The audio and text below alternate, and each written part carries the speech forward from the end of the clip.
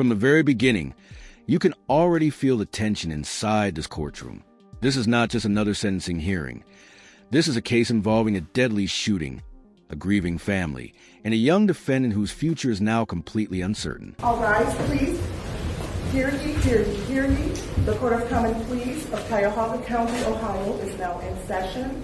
The Honorable William F. D. Beaudry presiding. All persons having business before the court are admonished to draw near, give attention, and you shall be heard. May God save the United States, the state of Ohio, and this honorable court. Thank you. Please be seated.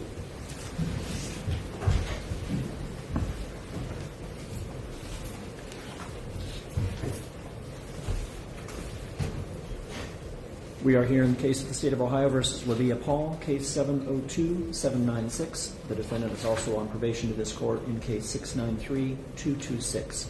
We are here for sentencing in the first case. Would counsel for the state and the defense please identify themselves for the record? Kiara Jackson for the State of Ohio. Levia Paul on behalf of the state. Kiara Jackson on behalf of the defendant. Thank you. The defendant is also present. Thank you, deputies, for your help. Your Honor, can we just clear the record? Her probation was terminated by this honorable court. It was a misdemeanor that ended after her confinement for in excess of 6 months. I don't see that in the file. Do you have a copy of the court's decision to that effect? Yes, I think the state agrees. That was on misdemeanor probation. Yes, it is, Your Honor. We're in agreement. Thank you. I will make a note of it in the file that does not currently appear. What was the date of that termination, please? If you know. I don't have it off the top of my head, Your Honor. Roughly? Shortly before trial.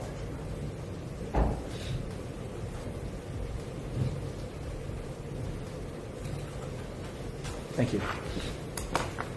Sorry. Notice how the judge welcomes media coverage and even mentions being a former reporter himself. That's important because high-profile courtroom cases often attract public attention, and transparency becomes a major part of the process. That's quite all right. Thank you. I have before me requests for media coverage from 3 particular outlets. I will approve them all. Always glad to welcome representatives of the state. As a former reporter myself.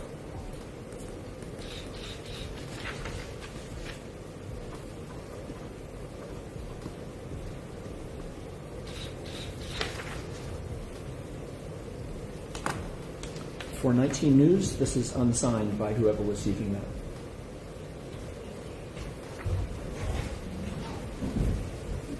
Please note who is attending and sign.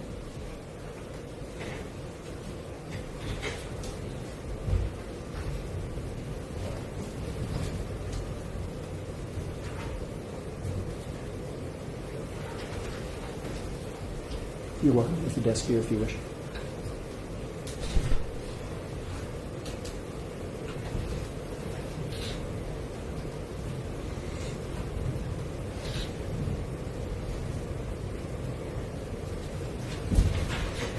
Thank you.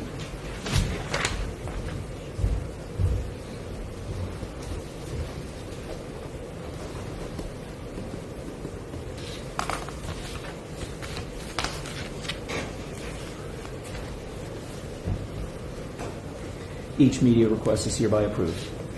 I have before me the pre-sentence investigation report of April 30th, 2026. Have you had a chance to review that, Mr. Schlackett? I have, thank you, Your Honor. Do you notice any errors or omissions? No. Has the state also had the opportunity to review it? Yes, Your Honor. Do you notice any errors or omissions? No, Your Honor. Thank you. I also have before me 32 statements submitted by the state, by next of kin, friends, and relations of the victim. Anybody who did submit a letter to the court, be assured, please, I have read them all. If you would like to speak today, you may, but it would not be necessary if you would only be, in essence, repeating what you said in your letter. Counsel for both the state and the defense, of course, may speak to anybody who does wish to be heard and determine who might come forward. Please silence all cell phones and pagers. You would have passed 3 signs on your way into the courtroom telling you to do so.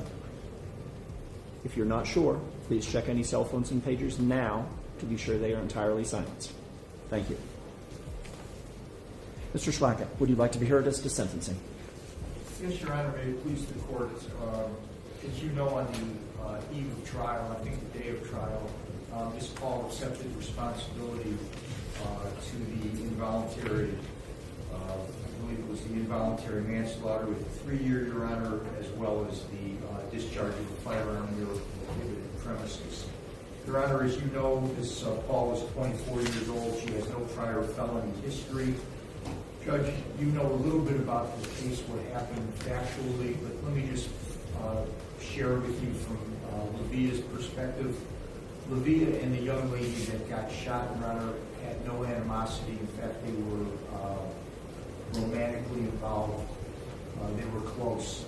They actually cared very deeply for each other. It's a tragic event. They were at the park that night. There was a lot of them. Now the defense starts building its main argument for leniency. They're focusing on her age, lack of felony history, and the claim that this was a reckless mistake rather than an intentional killing. Intoxication. Everybody was drinking the entire day for like 12, 14 hours. Levia had a firearm with her. Being naive to firearms, she took out the cartridge casing to a semi-automatic 9mm, thinking that when you took out the casings, the clip, as they call it, she thought the gun was unloaded. Had no idea that the gun had one bullet that was seated. This is a huge moment in the hearing. The defense argues she thought the gun was unloaded after removing the magazine. But here's the serious question. Should anyone ever point a firearm at another person without checking the chamber first? In the chamber. They were involved in a discussion. There became not a fight, but a physical, little bit of an altercation where Levia was approached. She became afraid and she shot the gun one time just to scare the young lady. And tragically, I mean, it didn't hit her in the arm or leg, or it wouldn't be here. It killed her. And this is something that this young lady is going to have to live with the rest of her life. It was actually, Your Honor, if we had proceeded to trial, I was going to defend this case under what was called a reckless homicide, where she just said, there's a lot of case law on it, where you have a gun, you think it's unloaded, and then you use it, and it's reckless because a responsible person wouldn't do that. That's the standard of recklessness under the Ohio jury instructions. But she did accept responsibility.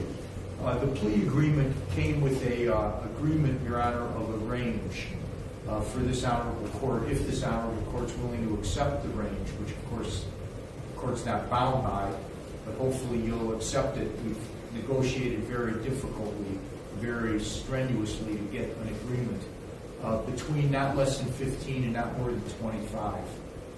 Based on all the factors of 29, 29, 11, 12, 13, and 14, I submit to you most respectfully, Your Honor, that the appropriate range for this young lady would be 15 years. That will adequately punish her. It would not demean the seriousness of the offense, and it's going to give this basically first offender a very long time to consider what she did to a young lady that she deeply cared for. I know that the family is extremely upset, of course, as well they should be. My client's got a courtroom full of people, Your Honor. Outside, there's a number of other people that couldn't get in just due to the size of the courtroom. Her mom and dad are here, all her family. She's got a lot of support. As there is limited space, I'd ask my bailiff to pass along to counsel of both sides to please select those who have the nearest relation to both the victim and the defendant in turn. You've done so, I presume. Yes, we have, Your Honor, and the most important people for Levia are here in the courtroom. All her other well-wishers are outside. I see Ms. nodding as well. Thank you. Thank you. So I would most respectfully request, Your Honor, that you impose the 15-year sentence.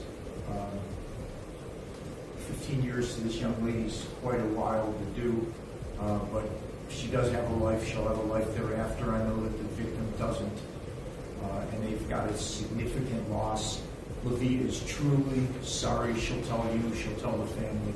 She's sincerely sorry for what she did. It was never her intention. The biggest problem that Levia has, Your Honor, is that her conduct post-incident is what looks so bad. Rather than just stay there. And here comes the part that makes the situation even worse for the defense. She fled the scene.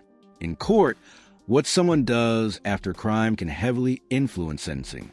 Panic may explain actions, but it doesn't erase consequences. Tell the police what happened.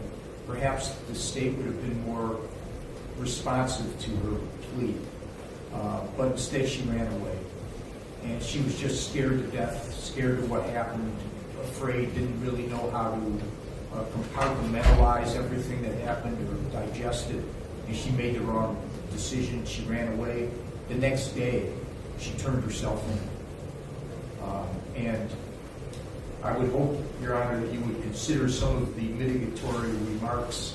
This really is not the way she's lived her life. She has no prior history. She was not a young thug running around on the streets carjacking and shooting people. She just fooling around with a gun that night, thought it was unloaded, and here we are. So I'd ask you to consider those remarks, Your Honor. Thank you. Thank you. Ms. Paul, is there anything you wish to add? I'm sorry. I never knew any of this to happen. Will you speak up, please? So I'm sorry. I never knew for any of this to happen. I have to live with this for the rest of my life. Thank you, Your Honor. You may be seated. Is there anybody else who would like to be heard for the defense? Mr. Schlackett? Your Honor, you know what, in my experience, I never find it very helpful. I mean, the mom or dad would come in and say what a wonderful young lady she is, but you know what, if we spent the time, you know what they would say, that they're disappointed in her, she's really a good young lady, and she made a mistake, and they know that she's going to have to be punished appropriately. Thank you. Thank you. Would the state like to? The tone is about to completely change. The prosecution is now stepping in to challenge the defense narrative and present the shooting as far more serious and deliberate. Be heard. Yes, Your Honor. Thank you. Your Honor, the incidents that were here occurred on June 11, 2025, at approximately 3:30 in the morning. Mr. Schlackett is correct. All the parties involved, they were drinking this day, most of the day, and they had met up at the Metroparks over on the east side over in the 4th District area. And around 3:30 in the morning, it was Miss Kiara Jackson and the defendant, Levia Paul, were the only two individuals up by the car. There were other individuals at the park with them in these early morning hours. But these were the only two that were standing at the car at this time. A gunshot was heard, and then Miss Paul and her sister and another individual quickly fled the scene. Miss Jackson was left there lying on the ground where her friend discovered her and called the police. Miss Jackson suffered a gunshot wound to the entrance, the bridge. The entrance of the gunshot wound was at the bridge of her nose, Your Honor. It was an intermediate range, they determined, medical examiners, which means it was 2 to 4 feet. It was shot the distance, Your Honor. And the path was front to back and slightly upward without right or left deviation, Your Honor. That gunshot was fired directly at her, and it did not move. Miss Paul was directly in front of Kiara Jackson, and she had that gun straight in front of her. Listen carefully to the prosecutor's wording here. They emphasize that the gun was aimed directly at the victim's face. That kind of language is powerful because prosecutors want the judge to focus on intent, positioning, and accountability. It fired right into her face, Your Honor, without deviation. She wasn't wavering it around or anything, Your Honor. And when she fled, and where she was for 16 hours, we don't know, Your Honor, because she didn't turn herself into the 4th District Police Station until approximately 7:30 that night on June 11th. And when she turned herself into the 4th District Police, she claimed she didn't know why the police were looking for her, but she knew that the police were looking for her. She had altered her appearance by cutting her braids off. and the firearm has never been recovered, Your Honor. So I don't know if that is what someone who is scared, simply scared, and is afraid does. Or is someone that is simply scared and afraid, would they turn the gun in and say, I didn't know what happened, I didn't know there was a round in the chambers, and turn the gun into the police, maybe not alter their appearance? Maybe if she is afraid and does flee, maybe go to the police a little earlier? I don't know, Your Honor, but I don't think they wait 16 hours, alter your appearance. Was the defendant ever asked specifically after entering a plea where the weapon now is? Your Honor, I can't speak to the defendant, so Well, I'm asking if perhaps a detective or anybody else post-plea has inquired directly of the defendant as to the whereabouts of the firearm. Your Honor, he can't speak for her either, so we have not. Thank you. But that being said, Ms. Kiara Jackson's mother and sister would like to address the court. Of course.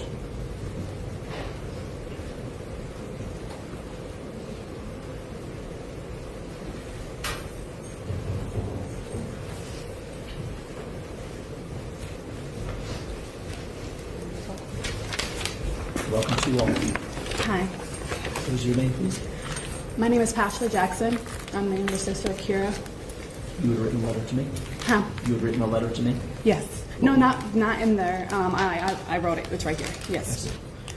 Will you spell your name for me? It is K-A-S-H-A-L-A Jackson. Are you sure you need it first? What would you like to tell me, ma'am?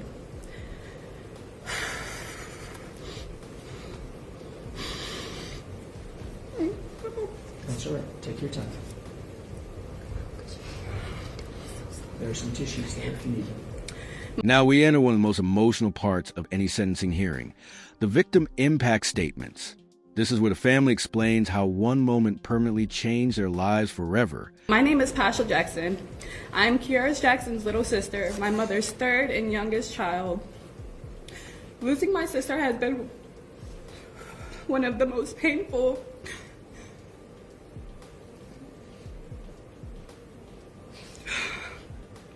and life-changing experiences my family and I have ever had to face. Growing up the youngest, I have always looked up to my sister. Growing up, I've always looked up to my sister no matter what we went through. She was someone I could go to, someone I can confide in without any judgment. She was my best friend I never had to ask for.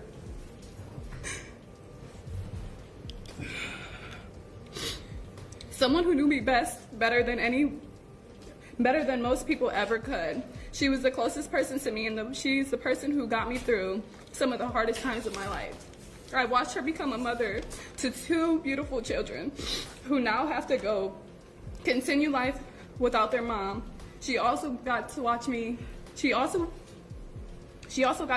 become a mother myself. And in the little time she knew my 2-year-old daughter, which was one at the time, she became one of her favorite people and best friends. There's a pain knowing my daughter would grow up without being able to truly remember the bond they had or what kind of person her aunt was. Since her passing, there's been numerous of times where I reached for my phone to try to call her or ask her for advice, talk to her, just barely remembering that I'm no longer able to. I watched my entire family grieve. I watched my mother try to stay strong while her entire world fell apart. I watched her children struggle with anger, confusion, heartbreak at such a young age because they are trying to understand how their mother was taken from them. I've had to hear her son, who's now 6 and was 5 at the time, explain the depths of what happened to her in detail. In details no child should ever know. I watched loved ones turn to alcohol for a distraction.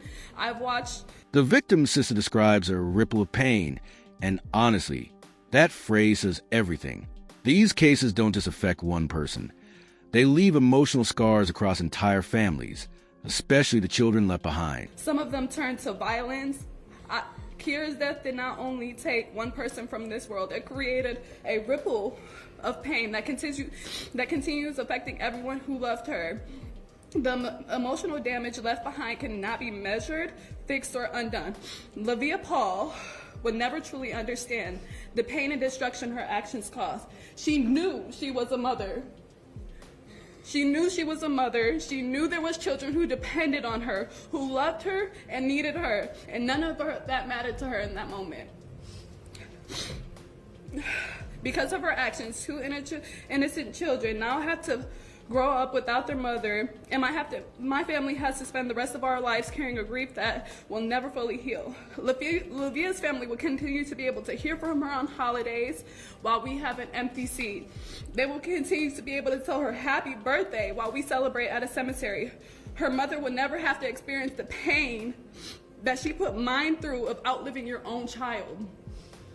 This was not the first time that Levia chose violence and caused harms to another human being. She has also harmed children, someone who can not defend themselves. And the father is currently out there waiting for justice as well. If she was completely held accountable for the last time and charged properly, my sister would still be here. My sister became another life destroyed by someone who had no regard for the pain and trauma left behind. We are forced to relive this heartbreak every day. She still gets to wake up and continue living her life while Kiara was taken from her. It was stolen from her. I ask this court to truly consider the lifelong impact that this has had on my family, especially on the children who now have to grow up without their mom. Nothing will ever bring my sister back, and nothing can undo the damage that has been done. But I ask that justice be served in a way that reflects the seriousness of what was taken. My family deserves that, and Kiara deserves that, and whoever else she ever harmed deserves that. Thank you.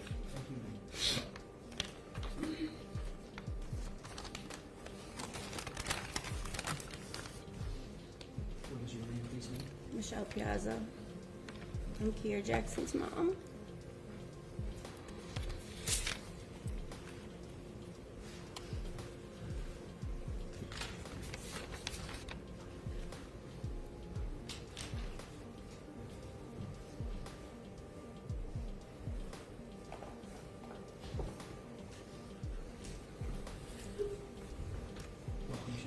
What would you like to tell me? Kiara was my firstborn child. She was the first person to call me mommy. My kids are my whole world. Like, my whole world revolves around my kids. My biggest fear was something to happen to one of my kids, and now I'm living in my worst nightmare. Kiara was so special to me. She was always there when we needed her.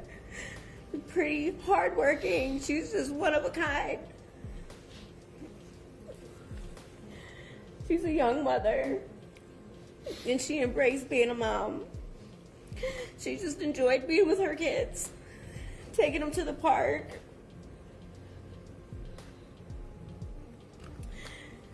She was so proud of them. This has been the worst year of our lives. Kiara's gone. There's no more talks. There's no more vacations. There's no calls. There's no more I love yous. All we have is videos and pictures to look back on. At the end of the day, that's all we have. At the end of the day, Levia's gonna go home. She still can call and talk to her family and friends and have a good time on face chat or whatever. And we just have to sit here and anticipate why she gets to fight for her rights and my daughter's rights were just taken away at a split of a moment.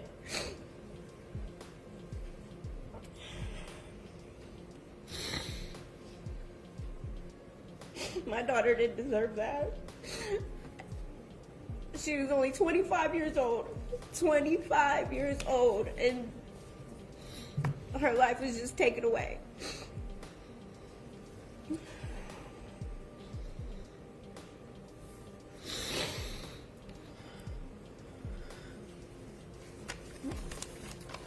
We just ask you to do what's right. And protect. Thank you. Thank you both. The prosecution ends with a simple but powerful reminder: a firearm is not a toy. At this point, both sides have told very different versions of the same tragedy. Now the final decision rests entirely with the judge.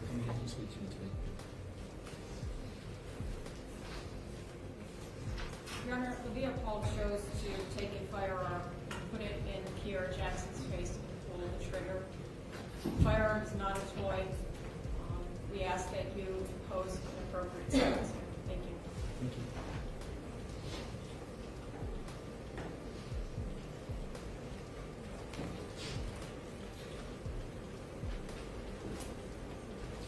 It appears to me that the defendant will be entitled to a 331-day jail credit.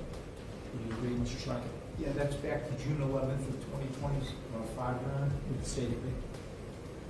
Yes, Your Honor. Thank you. Were you appointed or retained, Mr. Schlacker? I'm retained, Your Honor. Thank you. I had advised the defendant at the time of her plea as to the application of the Reagan-Tokes law to this case. Would the defense like me to advise the defendant again, or was that advisory sufficient? It was sufficient, Your Honor. Thank you.